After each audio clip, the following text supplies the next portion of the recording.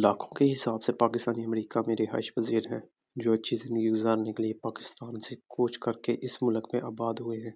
अच्छी ज़िंदगी से मुराद रुपए, पैसे ले लीजिए, वो तो इन्हें मिल जाता है, मगर तरह-तरह के मसाइल से दो-चार होना पड़ता है। अमेरिका के जिस घर में ठहरी हुई थी, वहाँ हर एक मुलाज़िमा जो कि पाकिस्तानी थी, इसने रो-रो कर अपनी दास्तान सुनाई कि कैसे अमेरिका में बेहतर रोज़गार के लिए अपने शौहर के साथ आई थी।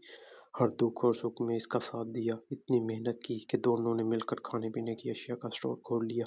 देखते ही देखते इसके दिन फिर गए, हालात इतने अच्छे हो गए कि बीवी ने स्टोर में जाना बंद कर दिया और गर्दारी में मसरूफ़ हो गई थी। लड़के जो कि जवान होने को थे, अच्छे स्कूलों में पढ़ रहे थे कि अचानक मियाँ को क्या सूझी कि इसने दूसरी शादी कर ली, लेकिन बीवी को इस बात की खबर तक न होने दी। यहाँ तक कि इसे तलाक भी दे दी। एक रोज़ इसके बेटे ने माँ से कहा, अम्मी आपको मालूम है कि डैडी ने दूसरी शादी कर ली है और आपको तलाक दे दी है।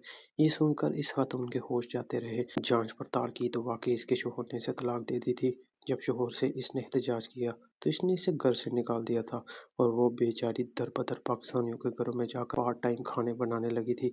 इस खातून को मैंने अपनी मेज़बान के घर में देखा तो शक्ल सूरत से बिल्कुल भी मुलाज़िमा दिखाई नहीं दे रही थी। इतनी मुहज़्ज़ब कि जी नहीं चाहता था कि इससे कोई काम लिया जाए, मगर इस बेचारी की रोज़ी का मसला था। मेरा जी कट कर रह गया था। मैंने इससे पूछा, जब उसने दूसरी शादी की तो हमें यहाँ की इंतज़ामिया से मदद लेनी चाहिए थी। यहाँ के कानून के मुताबिक आधा हिस्सा हमें जाना था। वो आँखों में आँसू भरते हुए गोया हुई। इस शख्स ने इतनी मोहलत ही नहीं दी कि मैं यहाँ की इंतज़ामिया को बता सकती। बेयारों मददगार बच्चों समेत अलग पाकिस्तानी घर में पनाह लेने पर मजबूर हूँ। मुझे तो निकाल दिया था, मगर बच्चों को भी अपने पास नहीं रहने दिया। इनको भी मेरे हमरा घर से बाहर निकाल दिया है। बच्चे बेचारे इस काबिल नहीं कि कुछ कमा सकें।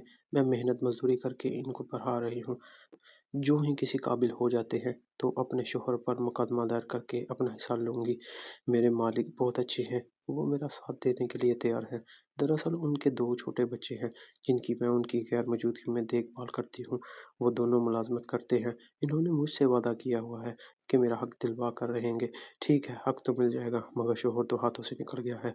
वाक़ई तुम ठीक कहती हो, मगर ऐसे शोहर के पास रहने से अलहदगी ही अच्छी है। दुख सुख में तुमने साथ दिया और जब अच्छे दिन आए वो खुशहाल हुआ तो तुमने नज़रें फेर ली। ऐसे लोगों को ज़रूर सज़ा मिलनी चाहिए। तुम अपने मालिक से इल्तिजा करती रहो और मुकदमा भी दायर करो। पुरानी बात हो गई तो हो सकता है तुम्हारी सुनवाई ना हो। मेरी इस बात से वो दुख भरे लहजे में बोली, मैं ज़रूर मुकदमा करूँगी। काश मियाँ पर मैं कड़ी नज़र रखती तो आज ये दिन देखना ना पड़ता। जब स्टोर अच्छा खासा चल पड़ा तो एक अमरीकी औरत ने मेरे मियाँ से इल्तिजा करके नौकरी हासिल कर ली थी और सारा वक्त वो शोहर के साथ काम करने लगी थी। न जाने चुपके से उन्होंने शादी रचा ली कि मुझे कानों कान खबर तक न हुई। आज मैं अपने बुरे नसीब को रो रही हूँ।